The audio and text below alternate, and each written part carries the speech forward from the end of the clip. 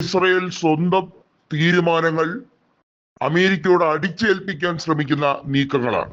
ഇതിനെ ഒട്ടും വകവയ്ക്കാൻ കഴിയില്ല എന്ന് US അസന്നിഗ്ധമായി വ്യക്തമാക്കി കഴിഞ്ഞിരിക്കുകയാണ്.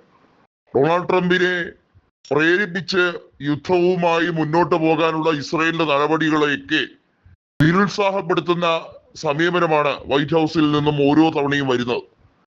ഡൊണാൾഡ് ട്രംപിന്റെ വാക്കിന് വില കൽപ്പിക്കാതെ യുദ്ധവുമായി മുന്നോട്ട് പോകണമെന്ന നിലപാട് തന്നെയാണ് ഇസ്രായേൽ പാർലമെന്റിൽ ലിക്വിഡ് പാർട്ടിയും ഔദ്യോഗികമായി അംഗീകരിച്ചിരിക്കുന്നതെന്നാണ് പുറത്തു വരുന്ന റിപ്പോർട്ട്.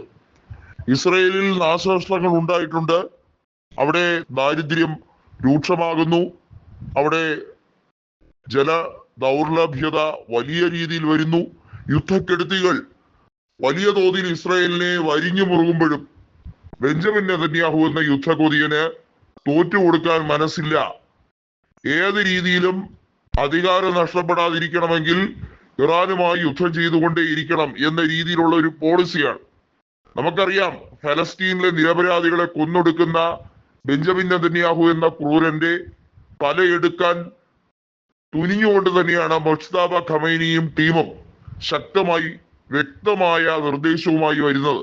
ഇസ്ലാമിക് റവല്യൂഷണറി ഗാർഡ്സ് കൃത്യമായി ഒരു പ്ലാൻ തന്നെ അതിനുവേണ്ടി വിവരിച്ചിട്ടുണ്ട്.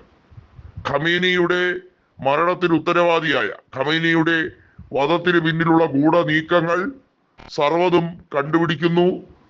ഇറാനിലെ സ്പൈ വർക്കർമാരെ കൈയോടെ പിടികൂടുന്നു. ഇതെല്ലാം നമ്മൾ കണ്ടതാണ്. ഇറാനിൽ നിരവധിയായ ന്യൂക്ലിയർ സയന്റിസ്റ്റുകളുടെ മരണവുമായി ബന്ധപ്പെട്ട് അതിന് ചുക്കാൻ വഹിച്ച മൊസാദിലെ ടീമുകളെ കൃത്യമായി സ്പോട്ട് ചെയ്തിരിക്കുന്നു എന്ന റിപ്പോർട്ടും വരികയാണ്.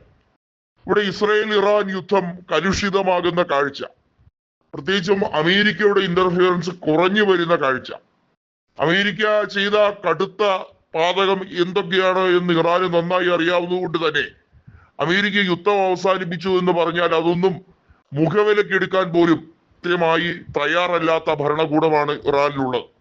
അവരെ സംബന്ധിച്ചിടത്തോളം അവരുടെ ആത്മാഭിമാനം വീണ്ടെടുക്കാനും അവർക്കെതിരെ വരുന്ന ഈ അറ്റാക്കിനെ ഏത് രീതിയിലും പല്ലും നഖവും ഉപയോഗിച്ച് അതിനെ നേരിടാൻ എന്തെല്ലാം ത്യാഗങ്ങൾ സഹിക്കേണ്ടി വന്നാലും, എന്തെല്ലാം ത്യജിക്കേണ്ടി വന്നാലും, നാശനഷ്ടങ്ങൾ കണക്കെടുപ്പിന് അതീതമായി പോയാൽ പോലും അതിനെ ഒന്നും വകവെക്കേണ്ടതില്ല. പോരാട്ടം തന്നെയാണ്. അത് അവസാന ശ്വാസം വരെ വേണം എന്ന നീക്കവുമായി ഇറാൻ മുന്നോട്ട് പോകുമ്പോൾ അമേരിക്കയ്ക്കാണെങ്കിൽ ആ ഒരു രീതിയിലേക്ക് മുന്നോട്ട് പോകാൻ കഴിയില്ല. അമേരിക്കയെ സംബന്ധിച്ചിടത്തോളം ഒന്ന് വിരട്ടി നിയന്ത്രണത്തിലേക്ക് കൊണ്ടുവരണം. കഴിയുന്നില്ലെങ്കിൽ ഒന്ന് തലയൂരാം.